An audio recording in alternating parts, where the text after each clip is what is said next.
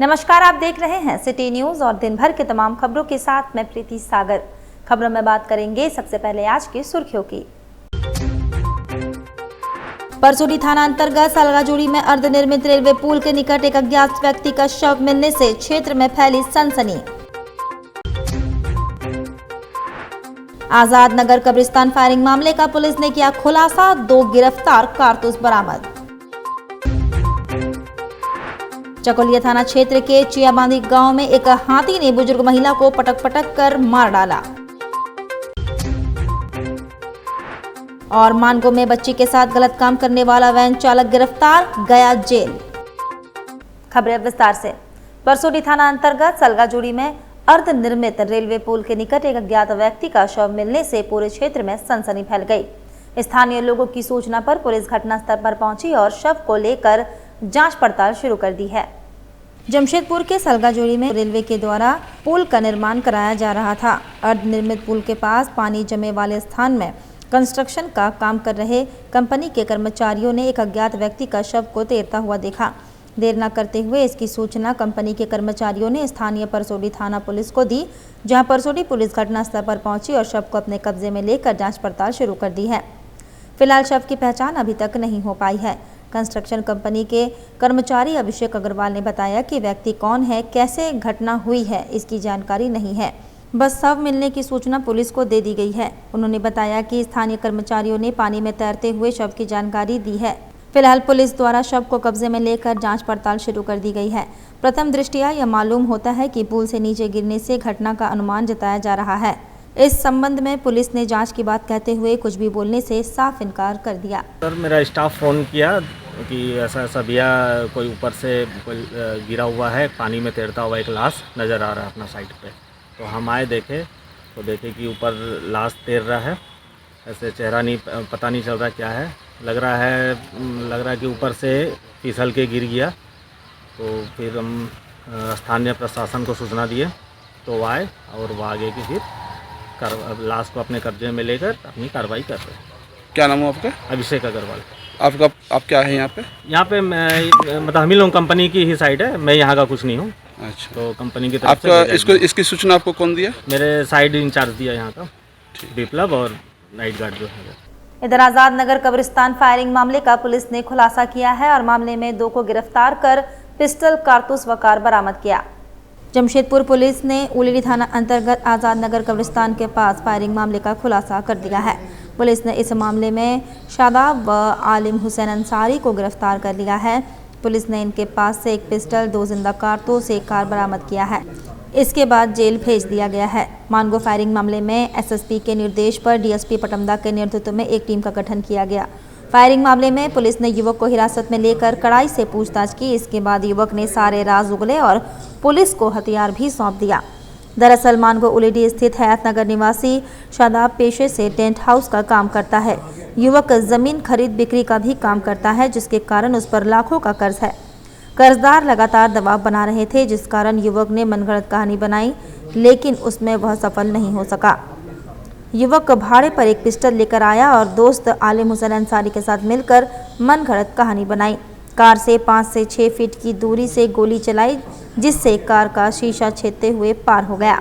दिनांक 8 अगस्त और 9 अगस्त की रात्रि को एक सूचना प्राप्त हुई थी कि एक व्यक्ति है, उसकी गाड़ी स्विफ्ट डिजायर जिसके ऊपर वो खुद सवार था, उसके ऊपर किसी अज्ञात के द्वारा फायरिंग की गई है। तो अनुसंधान के क्रम में जब उससे पूछताछ की गई, जो कंप्लेनेंट था उसके द्वारा 2-3 वर्जन्स बताए गए जो कि आपस में ही कॉन्ट्राडिक्ट कर रहे थे। तो उसी में हम लोग को उस पर संदेह हुआ कि यह व्यक्ति खुद भी इस घटना में शामिल हो सकता है। तथा उसके बाद जब उससे और अधिक पूछताछ की गई तो उसने बताया कि उसने स्वयं ही अपनी ही गाड़ी के ऊपर खुद ही गोली चलाई थी, क्योंकि उस व्यक्ति के ऊपर काफ़ी भारी मात्रा में जो है ज़मीन खरीदने बेचने के संबंध में लोगों से काफ़ी पैसा उधार ले लिया गया था। और जो व्यक्ति इसमें मेनली इन्वॉल्व है उसके द्वारा उसको पैसे नहीं दिए जा रहे थे, जिसके द्वारा तगादेदारों की संख्या बढ़ती जा रही थी। तो उसने इसलिए इस तरह से कार्य किया जिससे कि उसके ऊपर लोगों का दबाव कम हो सके, और साथ ही साथ जिस व्यक्ति से ज़मीन खरीदने का उसकी बातचीत चल रही थी वो भी थोड़ा दबाव में आए। परंतु हम लोग ने तुरंत इसमें रैपिड एक्शन करते हुए इसमें जो लोग इन्वॉल्व थे उनकी फिर निशानदेही के आधार पे हमने जो पिस्टल उसने यूज़ की थी वो पिस्टल भी बरामद की और 2 जिंदा कारतूस भी हमने बरामद किए हैं उसमें। और उसके अलावा जो गोली चलाई थी वहाँ से हम लोग को घटनास्थल से खोखा भी खाली बरामद हुआ है। और उसके बाद इस व्यक्ति के साथ एक व्यक्ति इन्वॉल्व था इस पूरे घटनाक्रम में, तो उसको भी हम लोगों ने अरेस्ट किया है और आज उन लोग को हम लोग भेज रहे हैं जेल। जब ये खुद गोली चलाया है अपने से, किसी का नाम बताया था पहले वो? नहीं, इसने मतलब वही 2-3 वर्जन्स जो हम बता रहे हैं, इसने एक व्यक्ति के ऊपर शक जाहिर किया था, उसका नाम शहादत खान है और संभवतः उसके ऊपर और भी लोगों से ज़मीन के मामलों में कुछ ऐसे एलिगेशंस हैं और आज़ाद नगर थाना से उसके ऊपर हम लोगों ने मतलब एक कार्रवाई के लिए प्रस्ताव भी भेजा हुआ है। तो वो व्यक्ति काफ़ी मतलब इस तरह के नोटोरियस है और होपफुली जल्द ही उसके ऊपर भी एक्शन होगा। उधर जमशेदपुर के चकोलिया थाना क्षेत्र के चियाबांधी गांव की घटना है, जहां एक हाथी ने 70 वर्षीय बुजुर्ग महिला को पटक कर मार डाला। विश्व हाथी दिवस के दिन सोमवार की सुबह चकोलिया के भातकुंडा पंचायत के चियाबांधी गांव में हाथी ने 70 वर्षीय रत्नी सबर नामक वृद्धा को पटक कर मार डाला। रत्नी सबर शौच करने के लिए अपने घर से निकली थी, तभी हाथी ने वृद्धा पर हमला कर दिया और बुरी तरह कुचलकर मार डाला। घटनास्थल पर ग्रामीणों की भीड़ लग गई। सूचना पाकर वन विभाग के प्रभारी वनपाल कल्याण महतो, वन रक्षी मुकेश गुराई, माधुराम सोरेन, विप्लव कुमार, सुखलाल टूडू पहुंचे और लाश को कब्जे में लेकर सामुदायिक स्वास्थ्य केंद्र लाया गया। सूचना पाकर विधायक समीर कुमार मोहंती सामुदायिक स्वास्थ्य केंद्र पहुंचे। जिला परिषद के सदस्य धरित्री महतो, मुखिया मोहन सोरेन, पंचंस मनोरंजन महतो, जिला परिषद के पूर्व सदस्य जगन्नाथ महतो भी सीएचसी पहुंचे। सीएचसी में पुलिस भी पहुंची। मृतिका के आश्रित बसंती सबर को विधायक समीर कुमार के हाथों वन विभाग द्वारा मुआवजा के रूप में तत्काल 1 लाख की राशि प्रदान की गई। जानकारी के मुताबिक रत्नी सबर चकोलिया नगर पंचायत के नामोपड़ा की रहने वाली थी। पति के देहांत के बाद वह चियाबांधी अपनी बहन की बेटी बसंती सबर के घर में रहती थी। उसकी कोई संतान नहीं थी, उसे कान से कम सुनाई पड़ता था। जानकारी के मुताबिक आज भोर में घाटशिला से धालबुमगढ़ होते हुए 15 हाथी इस इलाके में आए थे। 3 दल में बंटकर हाथी इस इलाके में घूम रहे थे। 6 हाथियों को रघुनाथपुर गांव के पास देखा गया। इस दल में 2 मादा हाथी, 4 शिशु हाथी है। ग्रामीणों का कहना है कि हाथियों का यह दल अभी इसी इलाके में भ्रमणशील है। अभी उस रात में उस हाथी नहीं था। एक बैग जो है बंगाल की ओर से हाथी आके चियाबांधी में एक 70 वर्ष की वृद्ध महिला थी, सोच के ले जा रही थी। उसको चपेटे में ले लिया और उसको पटक दिया, इस कारण उसकी मृत्यु हो गई। तो हम लोग तो वन विभाग बहुत दुखी है और रही मुआवजा की बात, तो उसकी मृत्यु के बाद में हम क्या मुआवजा उसको दे सकते हैं? उसकी क्षति की भरपाई नहीं हो सकती है इस मुआवजा से। लेकिन फिर भी हम लोग 1 लाख रुपये तत्काल जो है उनके रजिस्ट्री और किया कर उनको दिए हैं। बाकी प्रक्रिया होने के बाद उनको 3 लाख रुपया उनके अस्पताल परिवार को दिया जाएगा, क्योंकि महिला बहुत वृद्ध थी। सर, अक्सर इस तरह का घटना हो रही है हाथियों के द्वारा, क्या कहना चाहेंगे? असल में चूँकि बंगाल में जो है 2018 में धुआं गड्ढा खोद दिए गए और वहाँ जो है फेंसिंग पोस्ट, बिजली का फेंसिंग पोस्ट भी लगा दिया गया है। हाथियों के आवागमन का रास्ता जो है अवरुद्ध हो गया है। इस कारण जो है हाथी अपने जहाँ उनको जाना चाहिए, उनके हैबिटेट में रहना चाहिए, वहाँ पहुँच नहीं पा रहे हैं और चकुलिया की ओर ही ज़्यादा प्रस्थान कर गए हैं। और चकुलिया में जहाँ उनको जो है भोजन पानी, क्योंकि यहाँ हम लोगों ने बहुत तालाब खोदवाए हैं, उनको पानी मिल जा रहा है। यहाँ बहुत से राइस मिल्स हैं, प्लस धान की खेती अच्छी होती है। तो लोग धान और इसके चावल के इसमें जो है यहाँ रुक जा रहे हैं। प्लस जो है क्या नाम, महुआ भी बहुत उनका प्यारा भोजन है और यहाँ महुआ भी बहुत लोग जो है इकट्ठा करते हैं ग्रामवासी लोग। तो इसके लिए उनके घर में घुस रहे हैं, उनके घर को भी क्षति पहुंचा रहे हैं महुआ खाने के लिए। क्योंकि क्या नाम है सर जो मृतक हैं? इनका क्या नाम है जो मृतक है? उनका रत्नी सबरी उनका नाम है और चियाबांधी की है। वहीं मानगो में बच्ची के साथ गलत काम करने वाला वैन चालक गिरफ्तार, भेजा गया जेल। जमशेदपुर के मानगो में 3.5 साल की बच्ची के साथ यौन शोषण मामले में पुलिस ने वैन ड्राइवर को गिरफ्तार कर लिया है। साथ ही पुलिस ने वाहन भी जब्त कर लिया है। इसकी जानकारी सिटी एसपी ऋषभ गर्ग ने दी। उन्होंने बताया कि मानगो में एक बच्ची के साथ यौन शोषण की शिकायत मिली थी, जिसके बाद एसएसपी ने मामले को गंभीरता से लेते हुए एसओपी की कार्रवाई करने के लिए एक टीम का गठन किया। टीम ने पोस्को एक्ट के तहत कार्रवाई करते हुए आरोपी जयश्री तिवारी को गिरफ्तार किया। गिरफ्तार युवक मानगो दाईगुट्टू का रहने वाला है। घटना के संबंध में बताया जाता है कि स्कूल का वैन चालक सुबह बच्ची को ले आता था और घर लौटाने से पहले उसके साथ गलत काम करता था। इसकी जानकारी बच्ची ने जब परिजनों को दी तब जाकर मामला थाना पहुंचा। इसके बाद कार्रवाई करते हुए पुलिस वैन चालक को गिरफ्तार किया और न्यायिक हिरासत में भेज दिया गया। लोगों को एक सूचना प्राप्त हुई थी कि एक 3.5 साल के लगभग बच्ची है जिसके साथ की एक दुर्घटना कहिए आप उसको, एक अनफॉर्चुनेट इंसिडेंट होने की सूचना मिली हम लोगों को। उस पर हम लोगों ने तुरंत कार्रवाई करते हुए जो है एक स्पेशल टीम बनाया और उस बच्ची के पास मदद के लिए महिला आरक्षी के रूप में हमने ऑफिसर को भी भेजा। एक ऑफिसर लेडी भी गई उसके पास, उसकी मम्मी के से बात किया, उसकी मम्मी ने एक आवेदन दिया। उस पर त्वरित कार्रवाई करते हुए जिस व्यक्ति के ऊपर हम लोगों ने संदेह जताया था उसको हम लोगों ने फॉरेन टीम बना करके विदिन 3 आवर्स हमने उस व्यक्ति को घटना रिपोर्ट होने के अंदर अरेस्ट किया और आज उसको हम लोग न्यायिक अपरक्षण में भेज रहे हैं। और बच्ची का भी हम लोगों ने मेडिकल करा दिया है और इस केस में हम लोग का पूरा प्रायोरिटी है कि हम लोग विदिन अ वीक जो है इसमें चार्जशीट हमारी। और मानगो पुल पर ट्रैफिक जाम से लोग परेशान, 4 घंटे से अधिक रहा आवागमन बाधित। जमशेदपुर के मानगो में सोमवार की सुबह जाम से लोग घंटों परेशान रहे। मानगो पुल से लेकर पायल सिनेमा तक वाहनों की लंबी कतार लगी रही जिससे लोग बेहाल रहे। ट्रैफिक संतुलन करने में यातायात पुलिस नाकाम दिखी। जाम के कारण वाहन सड़क पर जहां तहां खड़े हो गए। पैदल चलने तक की आफत आन पड़ी। जाम ने इस कदर भयंकर रूप अख्तियार कर लिया कि पैदल वाले भी 2 कदम सड़क पर आगे नहीं बढ़ पा रहे थे। मानगो गोलचक्कर, मानगो बस स्टैंड से लेकर मानगो पुल तक और पुल से लेकर डिमना रोड और पायल सिनेमा रोड तक जाम रहा। मानगो पुल पर जाम लगते ही मानगो की सभी सड़कें जाम हो गई, यहाँ तक कि गलियों और चौक चौराहों तक भी जाम हो गए। सबसे ज़्यादा परेशानी सुबह बच्चों को स्कूल छोड़ने जा रहे अभिभावकों को हुई। बच्चों को स्कूल पहुंचने में भी देर हुई। दरअसल सावन के चौथे सोमवारी पर जगह जगह से निकलने वाले भव्य कलश शोभा यात्रा को लेकर जाम की स्थिति उत्पन्न हुई थी। इधर सड़क जाम की सूचना मिलने पर ट्रैफिक डीएसपी दलबल के साथ खुद मौके पर पहुंचे और जाम खाली करवाया। जाम हटने के बाद लोगों ने राहत की सांस ली। ये जाम सुबह 8 बजे से लेकर 12:30 बजे तक लगा रहा जिससे लोगों को काफ़ी परेशानी हुई। पब्लिक मानती नहीं है, उल्टा तरफ से रॉन्ग साइड से सभी को जल्दी होती है और रॉन्ग साइड से सब गाड़ी चला देते हैं। उसके वजह से देख रहे हैं आप पूरा ट्रैफिक यहाँ पर जाम हो गया है, चारों तरफ से जाम हो गया है। और इसका समाधान निकालने के लिए आज हम लोग भी खुद उतरे हैं कि सही से किसी तरह से क्लियर हो जाए। यहाँ मेरे ख्याल से 4 घंटा हो गया है, मानगो ब्रिज पूरा जाम हो चुका है। तो किसी तरह से हम लोग कोशिश कर रहे हैं करने का, जाम क्लियर कराने का। जाम क्लियर पब्लिक नहीं मानते मगर, पर पब्लिक को कैसे समझाएं। 2-4 आदमी तो ऐसे ही लड़ने झगड़ने लग गया कि हमको जल्दी हमको जाना है, पर ऐसे नहीं होता है। कोऑपरेट करना चाहिए, यही हम बोलेंगे कि पब्लिक को सावधान अपना देख करके चलना चाहिए और जिससे जाम ना लगे, बस यही दरख्वास्त है। इधर से आ रहा है तो काफ़ी लोगों को परेशानी है। जैसा कि आप देख पा रहे हैं कितना जाम है इधर। प्रशासन लगी हुई है हर तरीके से हटाने के लिए, मगर लोग कहीं उल्टा जा रहे हैं, इधर से जा रहे हैं। 3 तरीका 4 तरीका का रोड आ रहा है, तो सब एक परेशानी में उल्टे में प्रशासन भी लगी हुई है। जनता को काफ़ी परेशानी हो रही है।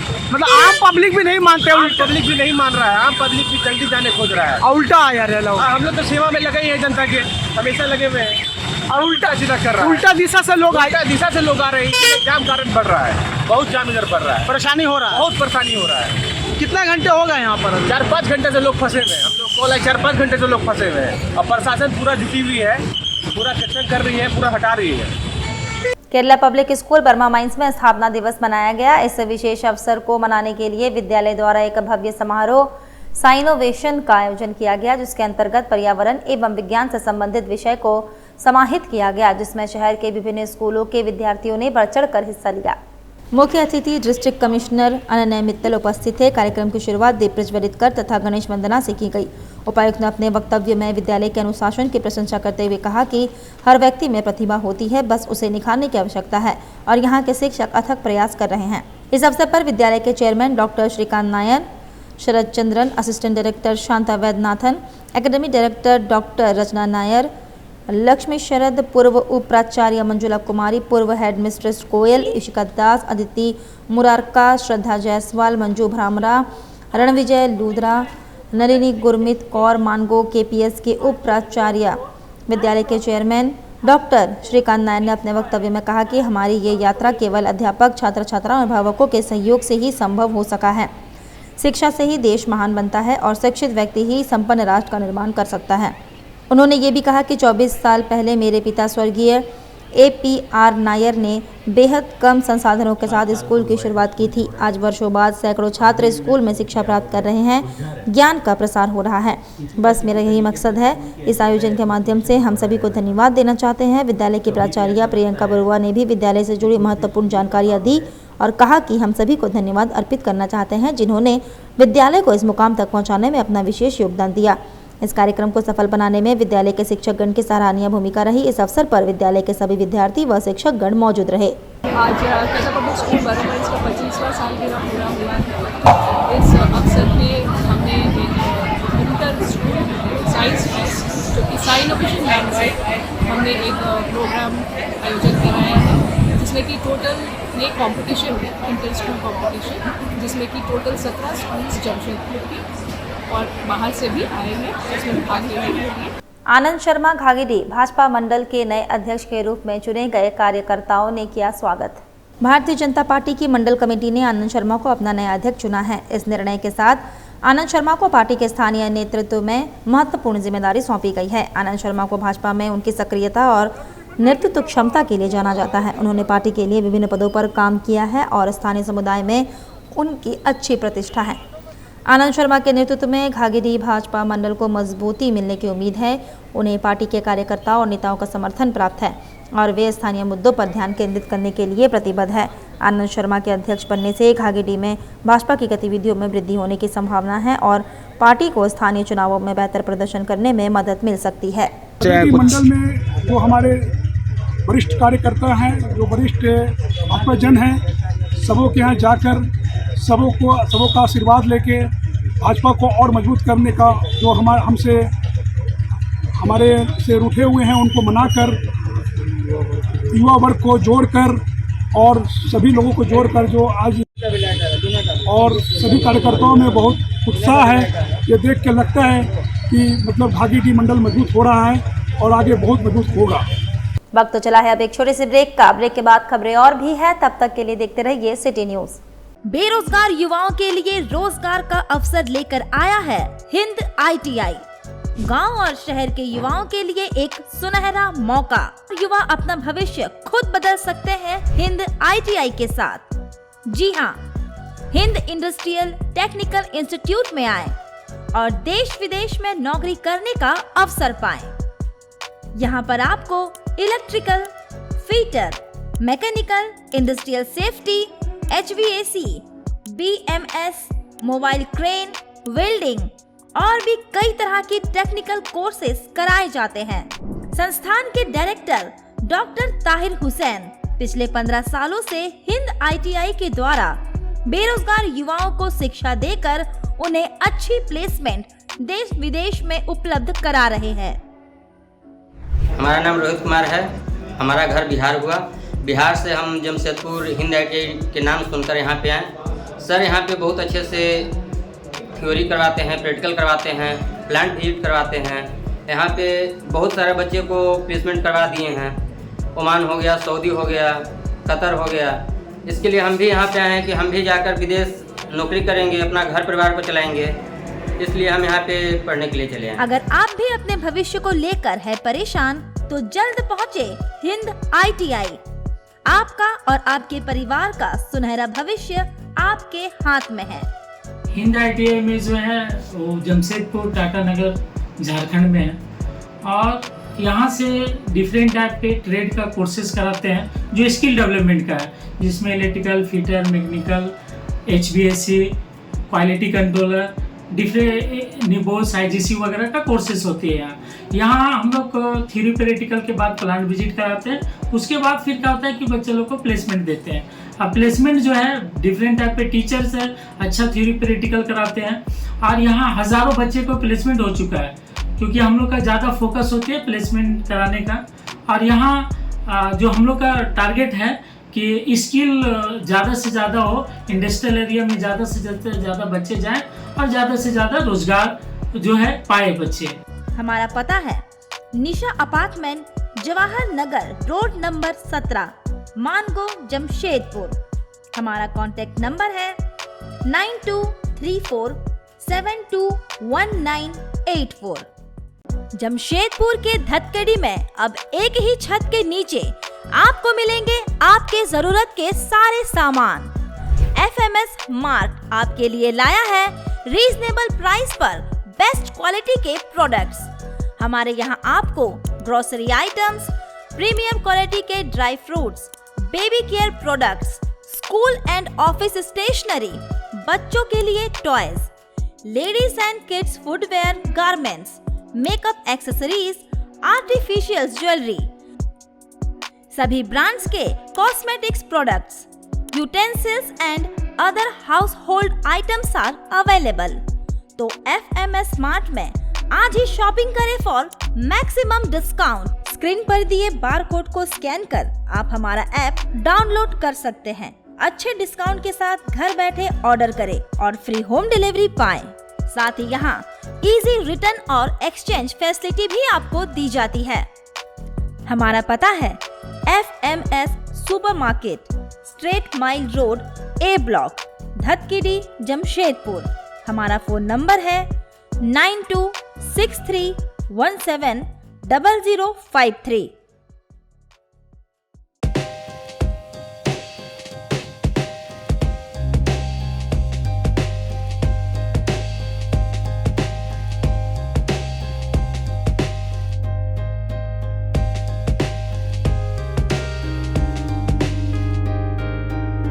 यहाँ पे डीमैट से लेके म्यूचुअल फंड से लेके अनलिस्टेड शेयर्स एंड ऑल सारी चीज़ की जानकारी आपको मिल सकती है।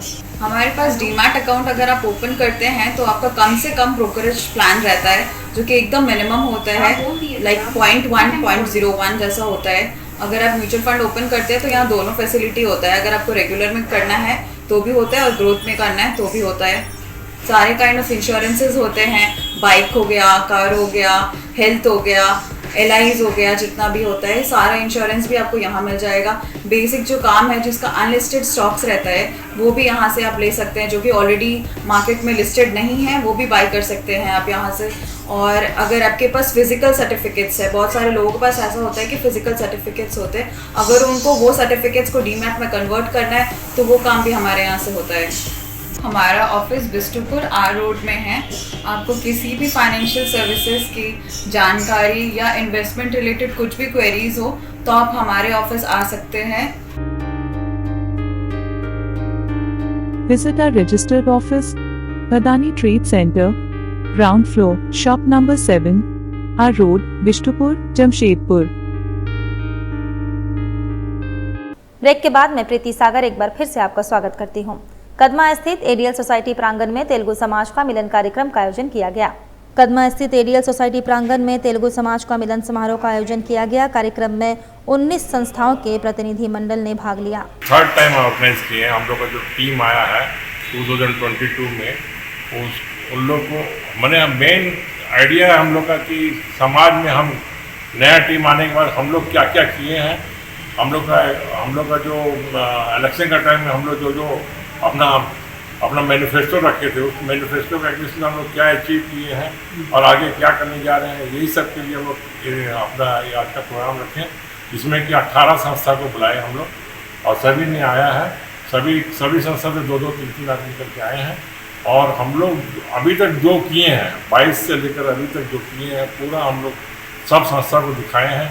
उन लोग भी अपना जो है जितना भी अकाउंट्स हम लोग ऑडिट हुआ है उसका बारे में ऑडिटर को भी बोलिए वो सब अपना अपना बताए हैं, जो कि हम लोग के लिए मार्गदर्शन करेंगे। इन लोग अभी जो बैठे हैं इन लोग भी हम लोग का कोई शॉर्टकमिंग्स है तो बताएंगे हम लोग को, आगे के लिए जो है अच्छे काम क्या कर रहे हैं वो भी बता चुके हम लोग, इसी के लिए हम लोग आज कर मीट हुआ। इधर बिष्टुपुर स्थित बेल्डी चर्च स्कूल प्रांगण में 2nd CISCE zonal handball selection का आयोजन किया गया।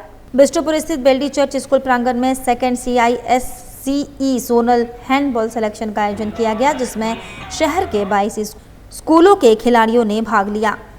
2nd CISCE handball zonal selection trial हो रहा है। इसको होस्ट कर रहा है चर्च स्कूल बेल्डी। इसमें ICSE बोर्ड के टोटल 19 स्कूल पार्टिसिपेट कर रहे हैं और इसको ऑर्गेनाइज चर्च स्कूल बेल्डी कर रहा है। हमारे अविनाश दास जो चर्च स्कूल के सेक्रेटरी है उसके नेतृत्व में हो रहा है। हमारी वाइस प्रिंसिपल एस्तर महंती इनको ऑर्गेनाइज कर रही हैं। आज जो भी बच्चे इसमें जोनल में जीतेंगे वो आगे के लिए जाएंगे, जिसका सिलेक्ट होगा वो आगे के लिए रीजनल के लिए सिलेक्ट होंगे। वहीं डॉक्टर एसपी फाउंडेशन के प्रतिनिधि मंडल ने प्रधानमंत्री के नाम डीसी को ज्ञापन सौंपा। बांग्लादेश में हिंदुओं पर हो रहे अत्याचार के खिलाफ केंद्र सरकार से हस्तक्षेप करने की मांग की। डॉक्टर एसपी फाउंडेशन के प्रतिनिधि मंडल ने प्रधानमंत्री के नाम जिला उपायुक्त को ज्ञापन सौंपकर बांग्लादेश में हिंदुओं पर हो रहे अत्याचार के खिलाफ कार्रवाई करने की मांग की है। डॉक्टर एसपी फाउंडेशन की ओर से आए हुए हैं यहाँ पर जमशेदपुर की ओर से, लेकिन हमारे बांग्लादेश के जो लोग हैं ढाका में हमारे डॉक्टर दिलवार हुसैन का ऊपर में जानलेवा हमला हुआ, क्योंकि उन्होंने रिपोर्टर भी है, तो वहाँ एक जगह जाके उन्होंने मीरपुर में रिपोर्टिंग कर रहे थे, तभी वहाँ के कुछ बदमाश लोग ने उनका ऊपर हमला किया, उनका कैमरा तोड़ दिया और उनका ऊपर में पत्थर से जानलेवा हमला किया। उन्होंने बाल बाल बच गए, लेकिन इससे ये साबित होता है कि वहाँ का जो स्थिति है वो बहुत ही ख़राब है, क्योंकि राजनीतिक स्थिति में इसमें फ़ायदा उठाने वाले लोग हैं। और उन लोग क्या करता है, वो लोग चाहता है भारतवर्ष के खिलाफ़ में आवाज़ उठे, भारतवर्ष के खिलाफ़ में लोग बात करें, और वहाँ बॉयकॉट इंडिया करके उन लोग अपना एक मुहिम चला रहा। हम लोग चाहते हैं कि ये सब बंद हो, और यहाँ पर हमारे प्रधानमंत्री नरेंद्र मोदी जी इसमें अपना स्टैंड ले और चुप्पी को तोड़कर कुछ ना कुछ उन लोग को बताए, क्योंकि उन्होंने चुप्पी साधे हुए हैं। बगल देश में इतनी बड़ी घटना घट रहा है, लेकिन उस पर कुछ नहीं वो कर रहे हैं, ये अच्छी बात नहीं है। क्या नाम हुआ आपका? Doctor TK. चटर्जी, मैं डायरेक्टर हूँ डॉक्टर एसपी फाउंडेशन का। और देश के अमर शहीद खुदीराम बोस के जयंती को देश भर में मनाया गया। वहीं जमशेदपुर में भी आम से लेकर खास लोगों ने अमर शहीद को याद करते हुए अपनी श्रद्धांजलि अर्पित की। शहर के युवा बुद्धिजीवी सेवा समिति ने इस मौके पर विशाल मोटरसाइकिल रैली का आयोजन किया। बागुनाथू फुटबॉल मैदान से ये रैली निकाली गई, जो भुइयांडीह दुर्गा पूजा मैदान पहुंची, जहां बंगबंधु संस्था के सैकड़ों सदस्य शहर भर में इस रैली में शामिल हुए और रैली सीधे मानगो स्थित खुदीराम बोस के प्रतिमा स्थल पर पहुंची, जहां सभी ने शहीद के प्रतिमा पर माल्यार्पण कर अपनी श्रद्धांजलि अर्पित की। इस दौरान समिति के अध्यक्ष तरुण दे ने बताया कि खुदीराम बोस देश के वैसे शहीद थे जिन्होंने बाल आयु में ही देश के लिए अपनी शहीदी दे दी थी। वैसे महान बलिदानी से हम युवाओं को प्रेरणा लेने की आवश्यकता है।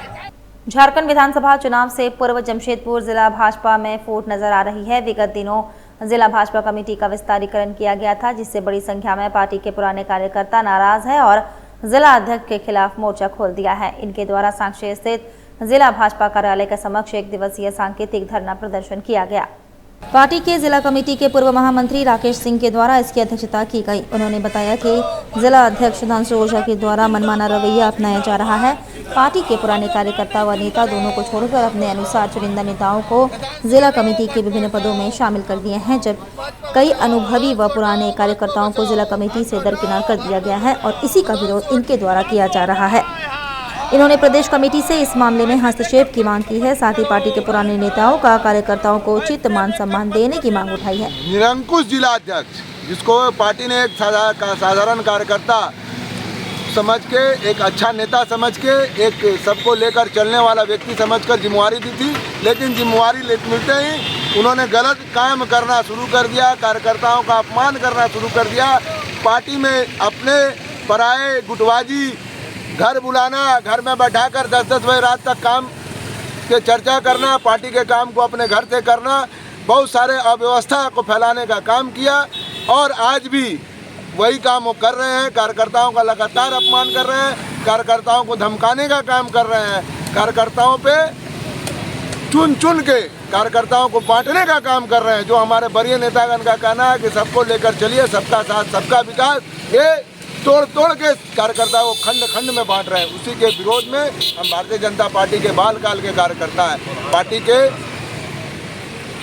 नेताओं ने जो सिखाया है, हमने अपनी बातों को सब जगह रखा और आज एक सांकेतिक रूप से हमने आपके माध्यम से जिला अध्यक्ष को मैसेज देना चाहते हैं, या तो आप सुधर जाइए या प्रदेश नेतृत्व आप पे कार्रवाई करे, आपके जगह में नया मनोनयन हो। अगर नहीं होगा तो हम सब अपना विरोध जारी रखें। जिला कमेटी का जो विस्तार हुआ है, मैं बताना चाहता हूं, जिला कमेटी का जो विस्तार हुआ है, विस्तार एक प्रक्रिया है। हम लोग प्रक्रिया का विरोधी नहीं है, लेकिन प्रक्रिया में जो तरीका अपनाया गया है, जिस तरीके से चुन चुन के लोगों को छांटने का काम किया गया है, हम लोग उसके विरोधी हैं। एक एक ऐसे पदाधिकारी हैं जिन्होंने 8 जिला अध्यक्ष के साथ काम किया है। तो क्या भारतीय जनता पार्टी जमशेदपुर महानगर में कार्यकर्ताओं का अभाव है? नहीं, लेकिन उसके पास कुछ मधु है जिसको चाटने के लिए जिला अध्यक्ष जी परेशान रहते हैं। वैसा काम किया जो 28 हज़ार का लीड दिया, वैसे मंडल को छांटने का काम किया, बांटने का काम किया। तो छोटा करना, बड़ा करना, जो प्रक्रिया अपना, हम लोग प्रक्रिया के विरोध में आज यहाँ बैठे हैं। हम लोग का आग्रह होगा कि उस प्रक्रिया को सुधारा जाए और जिला अध्यक्ष कार्यप्रणाली को बदला जाए। अखिल भारतीय गोंड आदिवासी महिला समिति संघ के द्वारा सावन महोत्सव का आयोजन किया गया। वहीं समाज को एक सूत्र में बांधने के लिए हर साल सावन महोत्सव कार्यक्रम का आयोजन किया जाता है। वहीं महिलाओं के द्वारा सावन महोत्सव बड़े धूमधाम से मनाया गया। आज हम लोग अखिल भारतीय गोंड आदिवासी संघ जो है महिला समिति द्वारा सावन महोत्सव का प्रोग्राम हम लोग कर रहे हैं और ये जो प्रोग्राम है आज सीपी समिति कारावास में किया जा रहा है। और इस प्रोग्राम को करने का मुख्य उद्देश्य है कि हम लोग जितना हो सके गोंड समाज को एकत्रित करके एक दूसरे के साथ जुड़े। और कल्याणी का ये जो पर्व है इसको हम लोग धूमधाम से मनाते हैं, इसलिए कि भाई एक महीना जो है हमारे सावन जो है भोले बाबा का दिन है। तो हम लोग जो है हमारे जो बड़ा देव है वो भोले बाबा की ही रूप है। इधर मांडर विधायक शिल्पी नेहा तिर्की और अन्य नेताओं का बिहारी समाज के लोगों ने पुतला दहन कर विरोध जताया। कहा, बिहारी समाज के लोगों के खिलाफ अब शब्द भाषा बोलना बंद करे, नहीं तो मुंह तोड़ जवाब दिया जाएगा। बिहारी समाज के लोगों ने कहा कि कुछ नेता राजनीति लाभ लेने के लिए बिहारी समाज के लोगों के बारे में अपशब्द भाषा का प्रयोग कर रहे हैं और बिहारी को घुसपैठ कर रहे हैं, जो बर्दाश्त नहीं किया जाएगा। ऐसे नेताओं को मुंह तोड़ जवाब दिया जाएगा। कुछ हमारे बिहारी समाज के जनप्रतिनिधि नेता चुप है, ऐसे नेता का भी मुंह तोड़ जवाब दिया जाएगा। हम ये कहना चाहेंगे कि जो कांग्रेस की विधायक शिल्पी नेहा तिर्की जी, उन्होंने बिहारियों के प्रति घुसपैठ शब्द का प्रयोग किया है।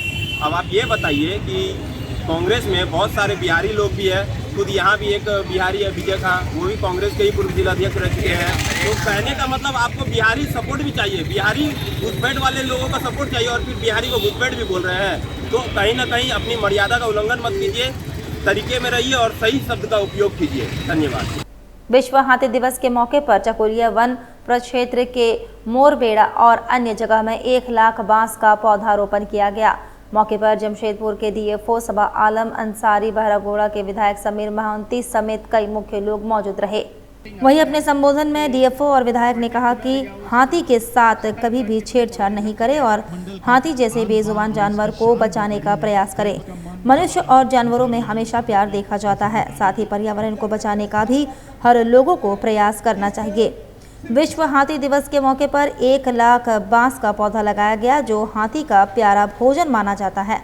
देखिए, विश्व हाथी दिवस तो ये पूरे विश्व के लोगों के लिए ये दिवस को मनाया जाता है, लेकिन विशेष रूप से हम और हमारे क्षेत्र हाथी से काफ़ी प्रभावित है। आज सुबह भी एक जन का प्राण का आहुति हो गया और निश्चित रूप से सारी चीज़ का एक ही दवाई है कि जितना लोग सिविलाइजेशन के बाद, सभ्यता के बाद लोग जितना आगे जा रहा है, जितना साइंस में डेवलप हो रहा है, उतने हम प्रकृति के ऊपर अत्याचार कर रहे हैं।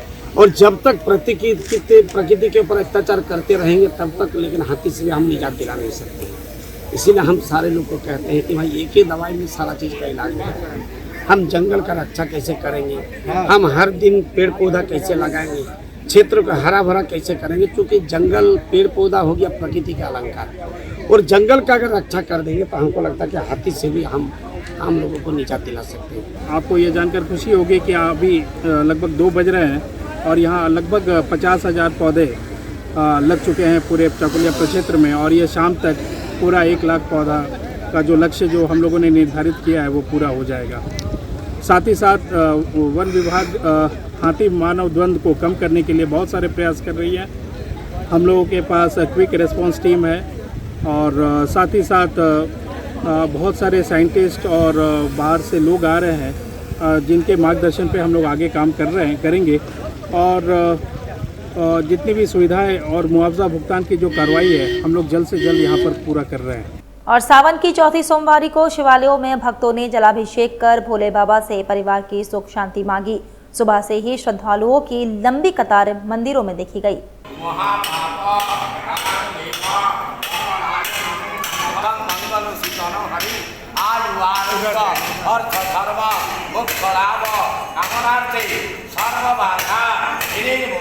हम लोग आज सोमवार के दिन भगवान से प्रार्थना कर ले कि हर दुख दर्द कष्ट सभी लोगों का दूर और भगवान से ये विनती है कि हर इंसान को एक अच्छी जिंदगी मिले और अच्छे से जिए।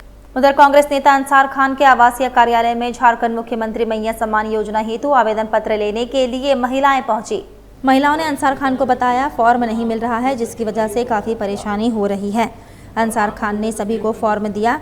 अंसार खान ने सभी लोगों को बताया कि हमारे मंत्री बन्ना गुप्ता एवं कांग्रेस पार्टी के जिला अध्यक्ष आनंद बिहारी दुबे का यही निर्देश है, सभी लोगों को फॉर्म भरकर अपने अपने क्षेत्र में आंगनबाड़ी और जहां जहां कैंप लगाया गया है वहां से फॉर्म उपलब्ध करके वहीं पर जमा करें। अंसार खान ने बताया फॉर्म के साथ 4 पेपर देना अनिवार्य है। Passport size photo, ration card का कॉपी, आधार कार्ड, बैंक पासबुक का कॉपी फॉर्म के साथ जमा करें। ये फॉर्म फोटो कॉपी भी जमा कर सकते हैं और ये फॉर्म फ्री में मिल रहा है। अगर कोई पैसे की मांग करता है तो उसको पैसे ना दे, तुरंत इसकी जानकारी दे। पहले 6 चीज़ें थी उसको रिजेक्ट करके 4 चीज़ अनिवार्य कर दिया गया है।